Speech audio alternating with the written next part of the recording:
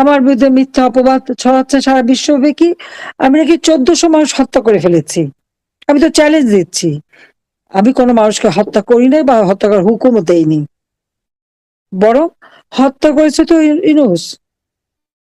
সেই 2024 সালে আন্দোলনের নামে জুলাই 15 থেকে আমাদের ছাত্রলীগ, যুবলীগ, স্বেচ্ছাসেবক লীগ সহ আওয়ামী লীগের অগণিত নেতা কর্মীকে নির্বিচারে হত্যা করেছে, পুলিশ হত্যা করেছে, 460টা পুলিশ ফাঁড়ি পুড়িয়েছে, আগুন দিয়ে পুড়িয়ে পুড়িয়ে মানুষ মেরেছে।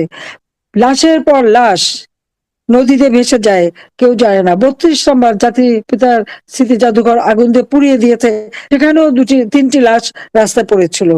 আওয়ামী লীগের যত নেতা কর্মীর বাড়িতে ভিতরে কতজন যে মারা গেছে তার কোনো হিসেব নেই। 42 লাশ মাত্র 1 বছর, এই 2025 সালে, 24 বাদ দিলাম, 2025 সালেই তো সেই 674টা 42 লাশ পেয়ে গেছে, তার মধ্যে নদীতেই পাওয়া গেছে 460টা লাশ। আওয়ামী লীগের এক কর্মী, ছাত্রলীগের এক কর্মী, তার লাশও তুরাগ নদী থেকে উদ্ধার করা হলো। এইভাবে হত্যাযজ্ঞ চালিয়ে যাচ্ছে।